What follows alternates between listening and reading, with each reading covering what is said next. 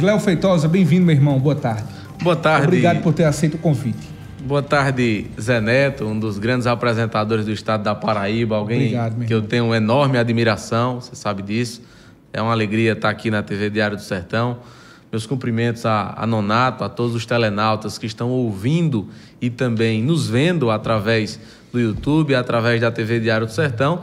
É uma grande alegria estar aqui, espero colaborar com um bom debate nesta tarde de terça-feira. Nonato, meu irmão, muito obrigado por ter aceito o convite. Eu sei que você não foge da raia, não foge da luta, e aí, quando eu lhe convidava, você prontamente aceitava esse convite para estar aqui hoje. Boa tarde. Boa tarde, José. Boa tarde, Léo. Boa tarde a todos os telenautas da TV Diário do Sertão.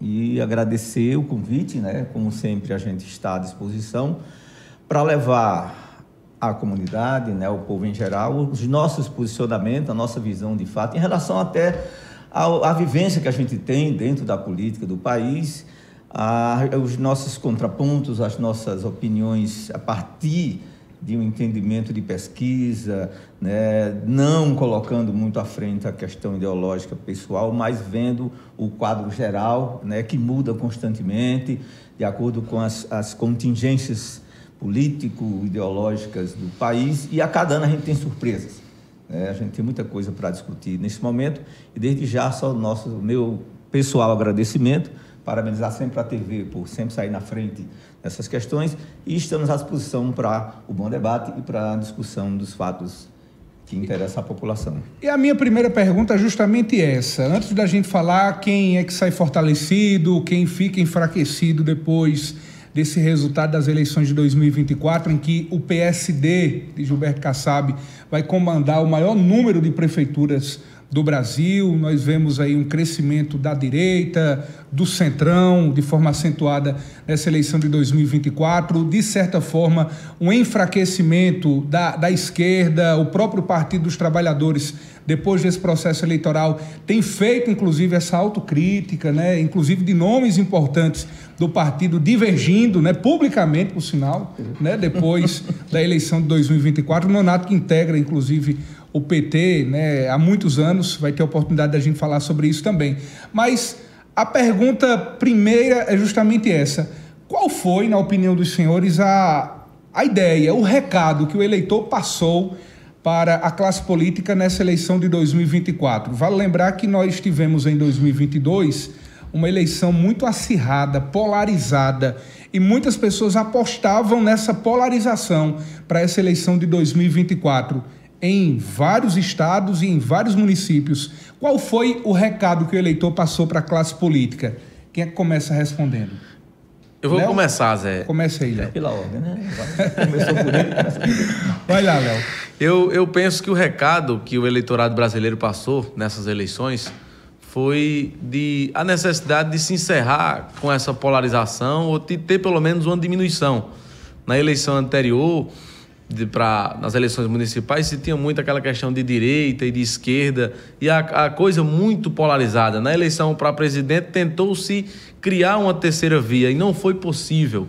E talvez para 2026 isso vai ser possível, e esse seja provavelmente o grande recado passado pelo povo, tendo em vista a vitória do centrão, os partidos como o PSD do Kassab, o MDB, o União Brasil, teve um crescimento gigantesco nessa eleição, e foi plantado novas sementes na política brasileira, surgindo nomes como o do André Fernandes, lá em Fortaleza, o Nicolas, que é um garoto que se destacou também a pedir voto para aqueles que têm a mesma ideologia com você em todo o país, e se apresenta ali como uma autoridade no futuro para ser uma alternativa.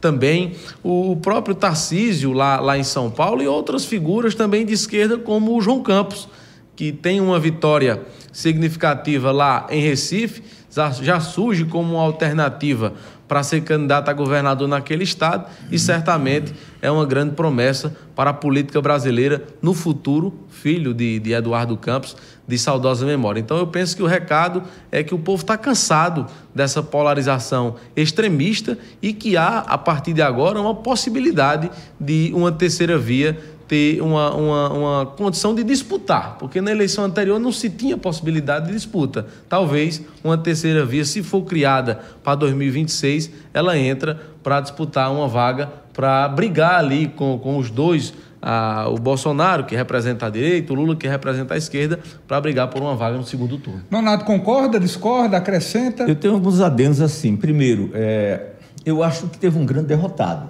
a extrema-direita.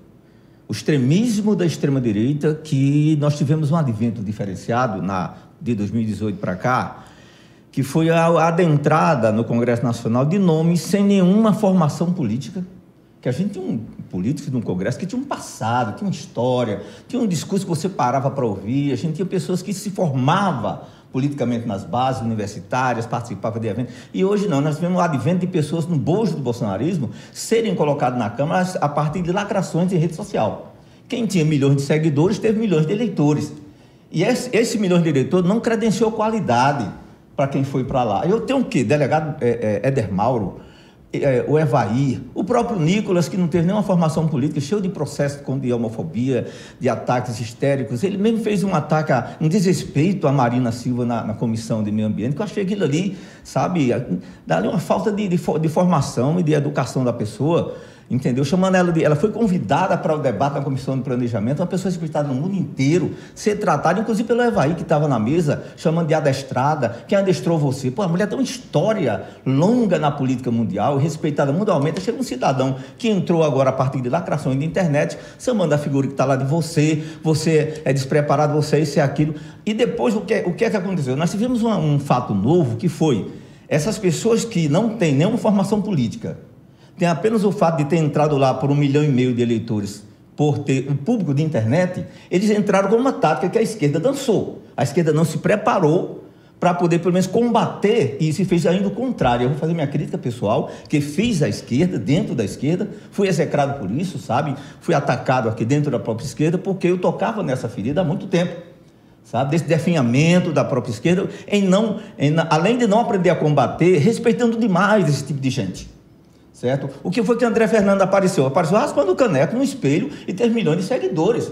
Quase ganhou a prefeitura de Fortaleza. Um cara que diz que matar mulher, mata homem todo dia, mas qual é que tem? Quer dizer, essas linguagens, esses discursos de extremismo, eles foram derrotados.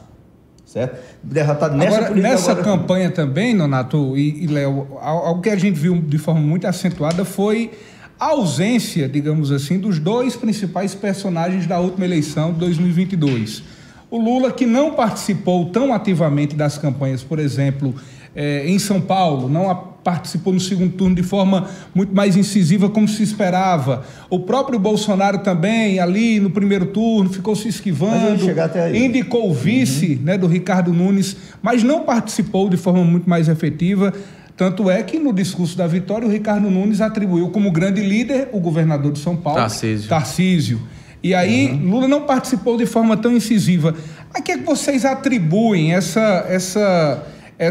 que vai no encontro do que Léo disse, né? De que o eleitor fugiu muito mais dessa polarização entre Lula e Bolsonaro. Eles entenderam também isso? Não, Por isso eles se ausentaram desse discurso? Eu ia chegar neste ponto, né? Eu estou fazendo um preâmbulo ainda para chegar neste ponto, exatamente o distanciamento dos dois.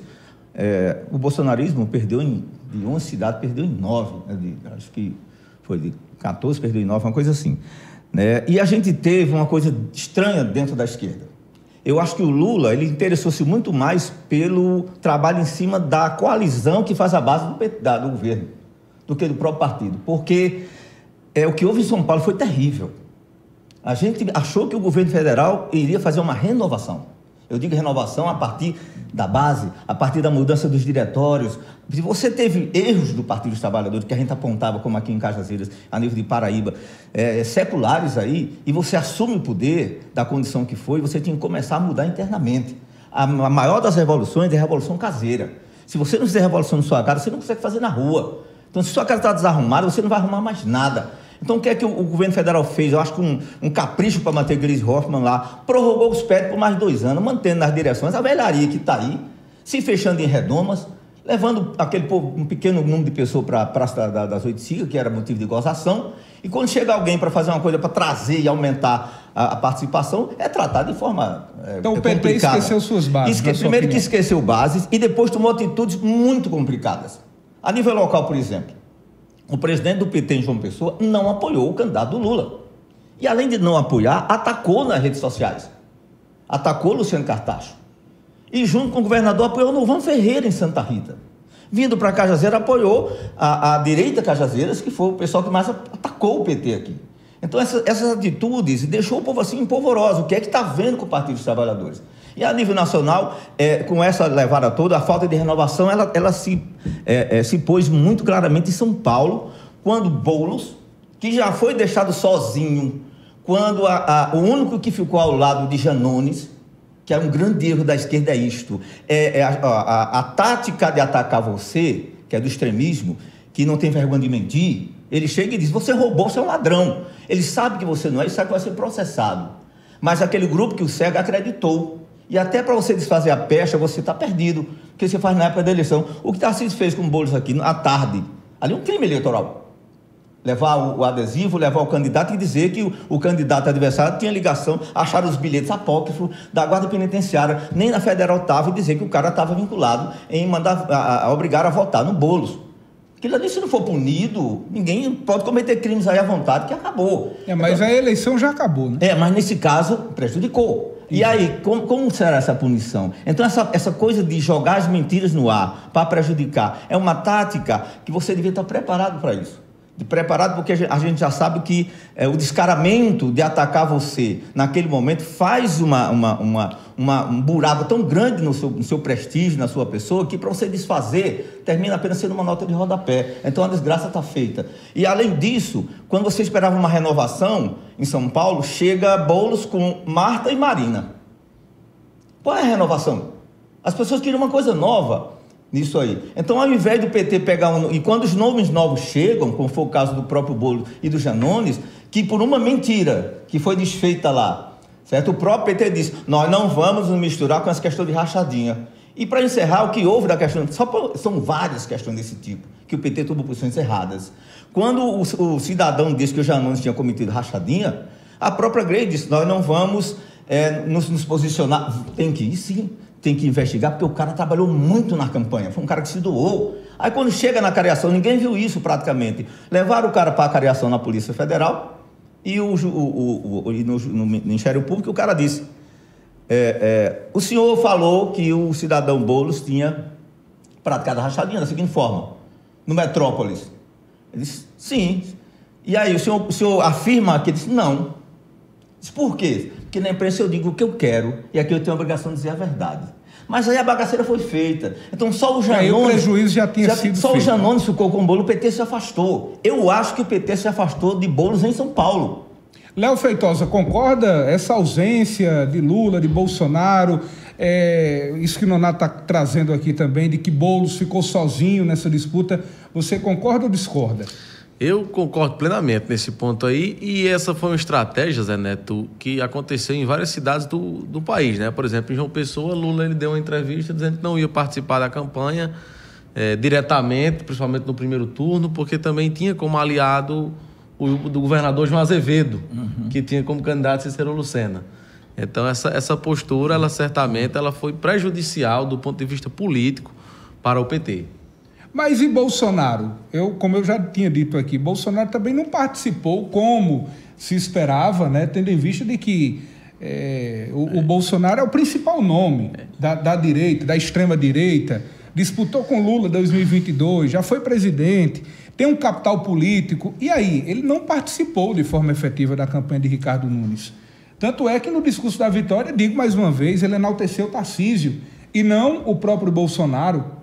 É sinal de que, isso que Léo já trazia, o eleitor deu essa resposta de fugir do extremismo, está se afastando também dessa onda bolsonarista? Eu acho que o Bolsonaro, ele provou do seu próprio veneno quando ele tá sentindo que o bolsonarismo radical, ele já teve um momento dele e agora ele está naquela fase de decadência mesmo. O número de cidades importantes, e todos os ex-ministros do Bolsonaro perderam as eleições. Todos, sem exceção. O PT fez, apesar de tudo, São Paulo é estranho.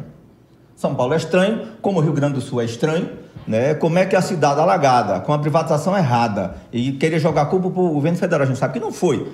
Tarcísio bateu aquelas marteladas comemorando, privatizando a Enel, e depois a Sabesp, que está aí meio nebuloso, e depois o trabalho negativo da empresa contribuiu para o caos que foi em São Paulo. Então você pegou uma cidade com a prova que aquela inoperância, todo aquele acidente não é uma coisa normal, é exatamente do descaso da empresa que assumiu, né, as nossas estatais. E outra coisa que é interessante, se você pesquisar, as duas empresas, Enel e Enel, elas são estatais lá em seus países. Eles não privatizam setores estratégicos. Eles compraram as nossas empresas, mas lá eles são estatais, tanto na Itália quanto na Espanha. Nenhum país hoje privatiza setor estratégico, porque eles são mantidos com impostos da população. Ele tem que dar o retorno necessário. Então, quando você faz isso, você entrega, por exemplo, a Eletrobras privatizada, entrega a uma empresa espanhola, nós passamos a ter apenas 42% das ações. A gente tem 66%. Você não tem mais. Aí o pessoal estava criticando. Mas o pior é querer jogar bola para o governo federal. Porque o governo se encontrou com o pessoal da Enel na Itália. O que é que tem? Você se encontra porque a empresa está no seu país. Uma coisa é você privatizar algo que ninguém, só um louco faria. Você entregou nossas empresas privatárias ao invés de você... Foi como na época da telefonia. Viria o boom dos celulares para a América Latina e a nossa empresa Telebrás, ela era superavitária. Ela podia usar a nossa tecnologia para nós dominarmos a questão da telefonia móvel aqui. E nós, ao invés disso, tiramos a responsabilidade e entregamos 6 empresas internacionais. A Argentina fez isso e você passou muito tempo na Argentina levando quase um mês para conseguir uma ligação internacional, até estabilizar internamente. Então, essa história de entregar as coisas, pegar o que você trabalhou durante décadas... Mas voltando ao questionamento, na sua opinião, e a mesma pergunta para Léo, o eleitor, ele deixou claro de que ele está fugindo dessa onda bolsonarista? De que essa onda bolsonarista, por exemplo, em 2018, Bolsonaro foi eleito em uma onda que se espalhou no Brasil, o cara foi eleito, até então era deputado, já tinha 25 anos que era deputado. Sem nenhum projeto. Sem ter apresentado nenhum projeto relevante, e o cara foi eleito presidente da República. Em 2022, houve uma grande polarização com Lula. Mas agora, em 2024, como você mesmo disse, os ministros de Bolsonaro não obtiveram êxito nas disputas. E aí eu volto aqui para Léo. Na sua opinião, Léo, o eleitor deu um recado de que está fugindo dessa onda extremista e de que a onda bolsonarista, aquele eleitor do Bolsonaro, de que segue o ex-presidente, ela está arrefecendo? Eu não diria, Zé, apenas do eleitor bolsonarista, mas dos dois lados, porque os dois lados enfraqueceram. O PT tinha mais de 500 prefeitos no Brasil, teve uma redução de praticamente 50%, ou 200 e alguma coisa de prefeitos petistas. Desculpa, 180 passou para 260.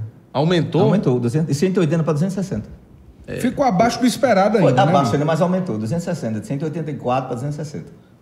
Mas eu entendo assim, em termos de capitais só teve Fortaleza, né? Capitais. Apenas Fortaleza que teve um prefeito do PT. A coalizão da base do governo foi quem entrou. Então eu entendo que o recado deixado pelo povo nessas eleições e que o grande vencedor é o Centrão.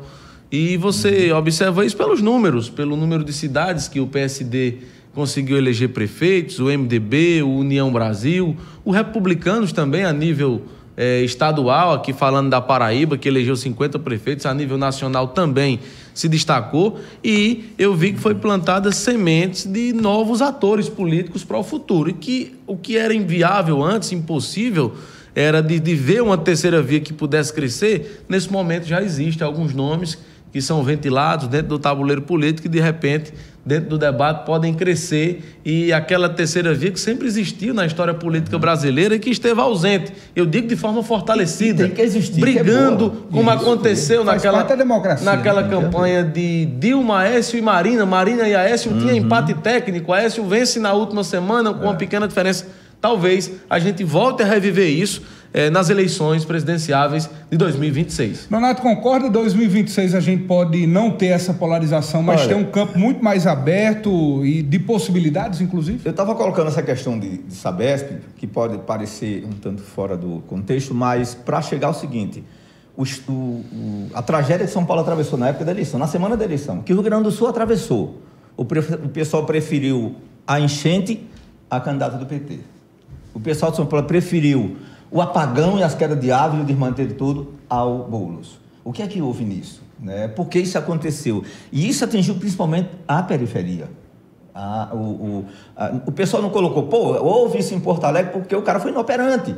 O cara liberou geral, como passou a boiada, né? Desmatou tudo. E mesmo assim, esses caras foram reeleitos. Como explicar isso? Como explicar isto? Primeiramente, eu vou dar um fato, que a minha amiga Marisa, lá de São Paulo, ela mostrou, volto a bater na inoperância do partido, do que comanda o país. E, primeiro, o Bolsonaro, ele entrou numa coisa estranha que aconteceu no nível mundial. Não foi só no Brasil, não. O fenômeno do Bolsonaro, foi o fenômeno do Trump, foi o fenômeno Salvini, certo? As coisas que chegaram para cá, que foram a parte... Eles se anteciparam a uma propaganda de mídia muito pesada, em denegrir a imagem do cara violentamente, em atacar, em ameaçar de morte, e elegeram pessoas com um pensamento neonazista, certo? Que a gente tem umas grandes células neonazistas no país. E no embalo dessa lacração de rede social, o Bolsonaro entrou e arrastou consigo um bojo grande de candidatos, todos com a mesma forma de atuação, a partir de lacração em rede social. Além disso, eles fizeram trabalharam uma forma no Congresso Nacional de tirar o poder do orçamento do presidente e entregar ao presidente da Câmara.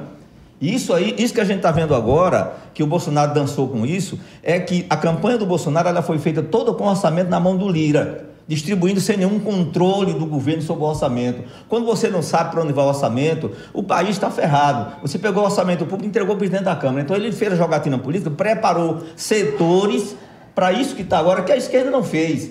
A esquerda, primeiro, não teve poder para isso, porque o orçamento estava na mão do Congresso, todo o dinheiro público na mão do Lira. Então, todos os deputados que foram eleitos aí, sem nenhuma condição política ou mental, eles foram com muito dinheiro, como prefeituras, né, Câmara de Vereadores, que trabalharam para esses deputados e para essas pessoas serem eleitos. Então, teve a força do orçamento secreto do passado, que agiu agora, né, que não veio nenhum real para as candidaturas de esquerda. E a questão também do Lula trabalhar muito mais a coalizão de base política do que os próprios candidatos do PT, que foram eleitos muito mais apoiadores do governo do que candidato do Partido dos Trabalhadores. Então teve assim, a esquerda ela teve 9 vitórias grandiosas nisso, mas adianta você ter, por exemplo, toda a Câmara de São Paulo, a maioria é o PT e o PSOL, certo? Mas o governo do Estado e a presidência são os caras ligados ao Bolsonaro, que estão preparando o Tarcísio para ser, talvez, um presidente que eu acho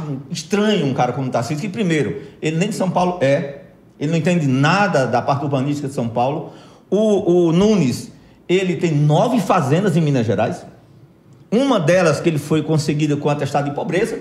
Ele ataca o Boulos, que luta pela entrega de imóveis a quem não tem casa própria. Então nós temos uma coisa estranha acontecendo. Por quê? Porque a população que se renovou e está votando hoje, a maioria não tem conhecimento da história política do país. E isso foi uma falta de trabalho de base da própria esquerda, que se fechou em suas redomas e achou que o povo por si ia atentar para isso. Não trabalharam mais nem sequer os seus setores de base, suas executivas, seus diretórios, ficavam a ver navio, você não se reúne, você não filia mais ninguém, entendeu? E quando você vai chamar as regras da pessoa, você é agressivo, você é grosseiro, certo? Porque as pessoas estão... Eu mandei agora para a própria Gleisi Hoffmann, em relação ao vídeo que fizeram para Cajazeiras.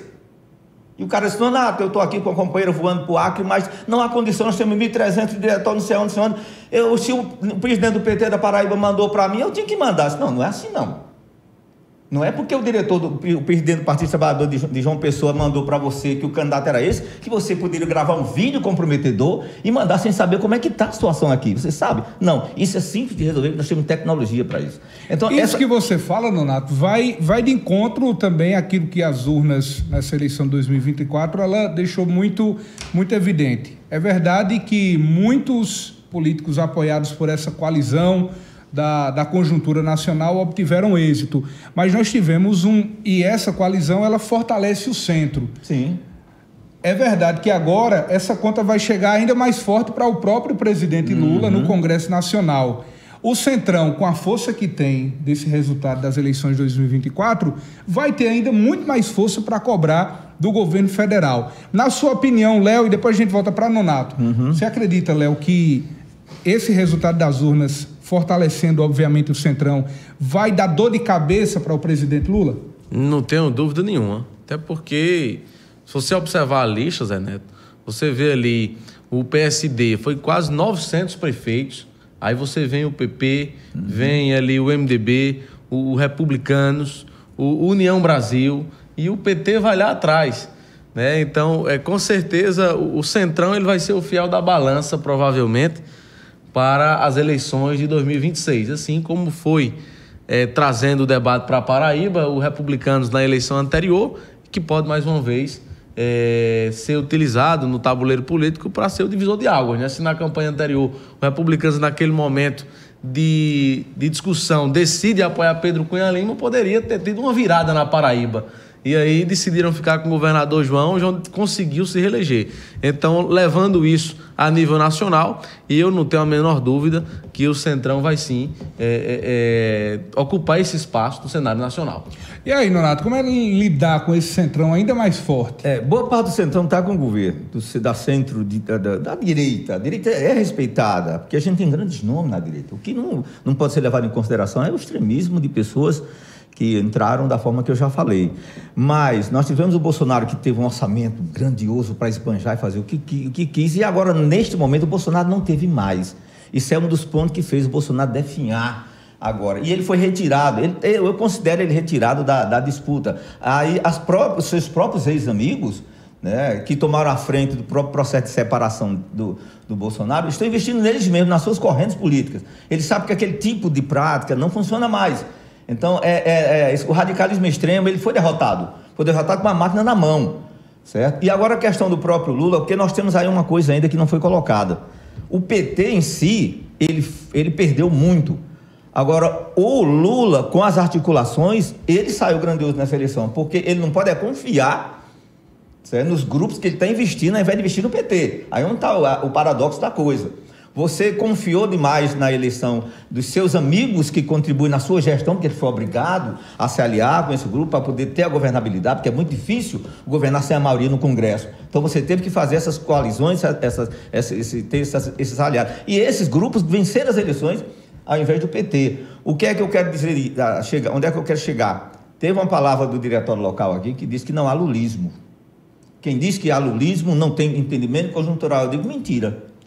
Se não há lulismo, como é que em Cajuazeiro 90% do eleitorado vota em Lula, mas não vota no PT?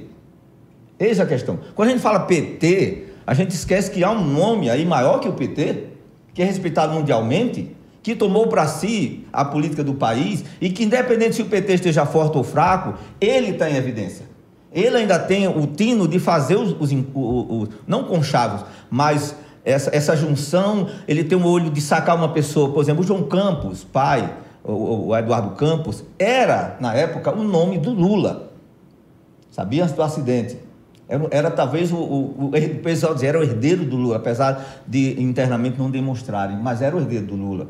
E você vê que ele agora está com um carinho danado pelo menino, que tirou mais de quase 70% de votação. Então nós temos muitas renovações boas. Eu não estou dizendo essa molecada que surgiu, né, como o próprio Nicolas agrediu uma das decanas, eu não sei se foi a Lídice da Mata, que estava na comissão de justiça, sei lá, e ela assumiu o lugar da presidência, e ele chegou lá e brincou, aquelas coisas, eles atacam as pessoas da mesa, depois correm, porque já anotou para a internet. Ele não escuta nem a resposta da pessoa que ele ataca. Mas na hora lá, ela ainda pegou, esse cidadão, é o seguinte, ele falou, aí é o quadro atual.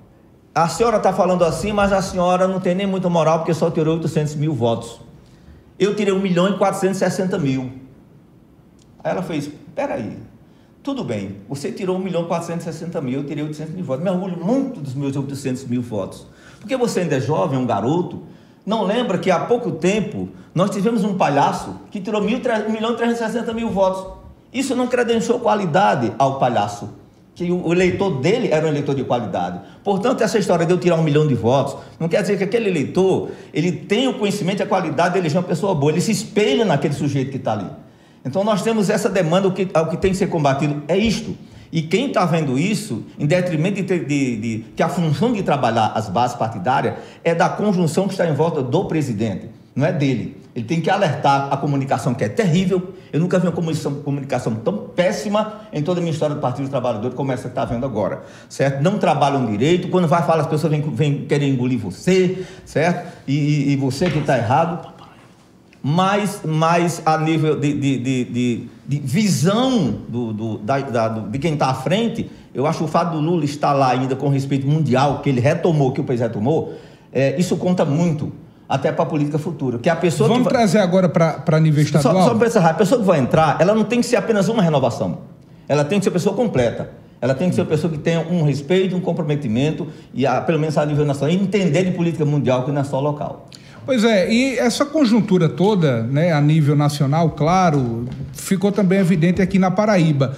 Tivemos aí um segundo turno em João Pessoa entre o atual prefeito, Cícero Lucena, que digamos que é centro-direita, e o Marcelo Queiroga, que é da ala bolsonarista, né? É da ala realmente bolsonarista. Cícero Lucena venceu. Já em Campina Grande, houve o segundo turno entre um candidato do PSB, o Johnny Bezerra, e o Bruno Cunha Lima, que tem ali todo o conglomerado do PSDB, do PSD, do próprio União Brasil. Qual a leitura que vocês fazem, Léo Feitosa, Nonato, a leitura que vocês fazem dessa eleição 2024 aqui na Paraíba? Quem é que sai ganhando, quem é que sai perdendo, qual é o aprendizado que os políticos precisam tirar desse resultado? Eu destacaria, Zé, Efraim Filho. Ele foi muito feliz na articulação. Lá em Campina Grande, por exemplo, antes das eleições, todas as pesquisas apontavam Romero Rodrigues como vencedor.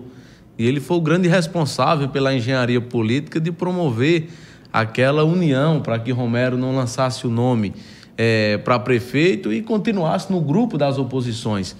De outro modo, lá o João Azevedo, ele cometeu, ao meu entender, uma estratégia muito arriscada, que não deu certo, porque ele não trabalhou um outro nome, ficou o tempo todo apostando no rompimento de Romero para lançar Romero. E aí, de última hora, teve que tirar um candidato do bolso para poder ter um representante ali fazendo um contraponto ao governo de Bruno. Então, eu destacaria a Efraim Filho, elegeu muitos prefeitos através do União Brasil, vai se credenciando para ser o nome mais forte da oposição como candidato a governador. E do lado da situação, o Republicanos, que elegeu 50 prefeitos, é um número muito significativo, e certamente o Republicanos surge aí como o partido mais forte para ser indicado para a sucessão de João. Agora, tem uma situação, um detalhe nesse tabuleiro. Hugo Mota pode assumir a Câmara dos Deputados, e se isso acontecer, eu acho que Adriano Galdino vai estar aos pulos, porque ele vai surgir ali como a alternativa mais forte para se lançar candidato a governador, e aí vai ter no Senado 2 vagas, duas vagas a ser escolhidas. Do lado da oposição já tem veneziano, vai se negociar um outro nome, e do lado de João também apenas uma vaga. Eu entendo que João vai lançar o nome com certeza para senador, e vai se ter aí um outro nome. Eu penso que 2026, falando-se de Paraíba, teremos uma eleição muito equilibrada, e também talvez a eleição mais disputada para senador. Por quê? Veneziano trabalhou muito, elegeu muitos prefeitos, mas é desde Humberto Lucena que um senador não consegue se reeleger na Paraíba. Efraim Moraes não conseguiu, Cássio não conseguiu, Ney Suassuna não conseguiu.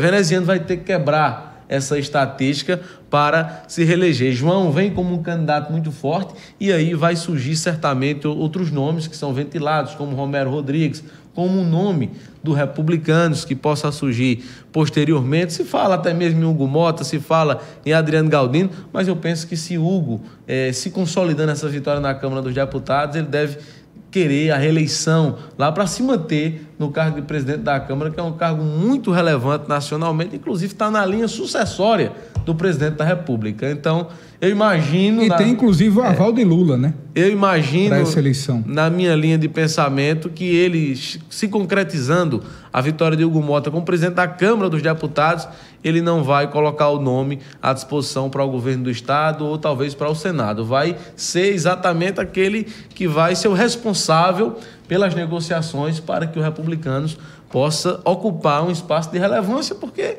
são 50 prefeitos. Então é uma parcela muito significativa aqui no estado da Paraíba. Nonato, resultado das eleições de 2024 aqui na Paraíba, qual a leitura que você faz? Quem ganha, quem perde e qual o aprendizado? Eu vejo assim, você colocou até a questão do apoio a Lula. O próprio Efraim, que era um dos caras que atacava muito o Lula, ele passou a ser praticamente a base do governo, né, atuando aqui na Paraíba de forma bem didática também, e deu até uma acalmada, mas bem radical que ele era antes, deu uma melhorada grande. Agora eu acho que quem está assim, um pouco na berlinda é o próprio João Azevedo. João Azevedo tomou atitudes, concordo com o que o Léo coloca, atitudes muito prejudiciais a ele próprio, né? Atitudes muito pesadas em relação até ao seu próprio eleitorado. Ele se envolveu de uma forma tão profunda nos nomes que ele apostou, nomes que a gente sabia que não iam à frente, como o caso de Cajazeiras, né? Levou o eleitorado, juridicamente o Léo sabe disso, todo mundo que a gente sabia que não tinha como, eu não precisa nem ser advogado para saber que era natimorta aquela candidatura, e assim, o cidadão levou a máquina, você gastou muito tempo naquilo ali, você usou muito espaço com esse tipo de coisa, isso prejudicou tanto a imagem dele como a credibilidade do próprio governador. Aí vieram as ações desastrosas, foram as ações de ameaça de demissões, sabe, que em época de campanha a gente achou muito, muito pesada isso, porque a gente não quer mais a volta do chamado curral eleitoral. Você tem que dar liberdade, principalmente, por exemplo, em área da saúde. Você está no UTI de um hospital, você está lidando com vidas. Você não pode chegar e dizer, o voto meu está fora, e o cara bota todo num lugar sem experiência alguma. Isso foi feito na Paraíba quase toda. Então, esse tipo de prática acontecer agora, a olhos nus, como a gente ouve nessa campanha, viu agora, deu uma derrota fragorosa ao João Azevedo. Essa atitude dele com relação diretamente a se envolver demais com nomes que ele não averigou, que não iriam muito longe, atrapalhou demais suas pretensões até futuras, porque ele atacou grupos que o elegeram nessas cidades. É tanto que ele foi derrotado em 7 cidades aqui, por pessoas que o derrotaram 3 vezes, entendeu? Então até isso não houve um ganho para o governador. Eu acho que houve uma perda a nível de mandatário maior, né? E essas conjunções de eleições, como o Léo colocou categoricamente muito bem, né, são muito misturadas assim. A maioria delas tem apoio do governo federal, em sua grande parte. E aí onde eu digo, por isso que o governo federal se envolveu muito mais nas coalizões da sua base partidária do que em olhar para o terreiro de casa e trabalhar o povo. Por isso que o Partido Trabalhador ficou praticamente de fora, quase nem foi visto no processo eleitoral. Então essa junção de coisas, de preparar um terreno com pessoas que podem assegurar a continuidade do meu mandato e ajudar no meu trabalho, me aliando não o centrão, ou o centro-direita, pessoas que têm esse compromisso mais brando, ajudou muito até o governo federal a sair um pouco não tão manchado, não tão esfumaçado nessa campanha. Mas o principal aqui na nível de Paraíba, eu acho que um grande prejudicado foi o governador João Azevedo, por suas próprias atitudes. Senhores, eu quero agradecer a gente chegar ao final desse debate, que é o primeiro de muitos que a gente quer promover sobre outros assuntos também, a nível estadual, a nível regional, para que a gente possa trazer essa opinião, né? Opinar para que o cidadão que está nos acompanhando agora possa, a partir dessa informação, formar também a sua opinião. Alguns concordam mais com o Léo, outros concordam mais com o Nonato, mas o importante é que a virtude está no meio, né? Da gente poder conviver. Assim é a democracia, né? O espaço para que todos possam colocar a sua opinião com muita validade. Muito obrigado pela presença de Léo Feitosa, de Nonato, e o agradecimento de cada um a quem nos acompanha agora. Eu agradeço, Zé Neto, a você, a Petros, a toda a equipe do Diário do Sertão pelo convite. É sempre uma alegria estar aqui nessa casa, que por muitos anos tive a oportunidade de atuar como jornalista esportivo, e vou estar sempre à disposição, não apenas como advogado, mas também como cidadão, para expor as nossas opiniões e colaborar com o debate. Você falou aí em divergências entre eu e Nonato, mas também teve muitos pontos aqui convergentes, né? Esses foram convergentes nas nossas opiniões. Então, Nonato... Como é bom, né? Tá um prazer estar aqui com você, uma grande autoridade política, alguém que entende muito sobre o assunto, que a gente possa se encontrar também em outros momentos.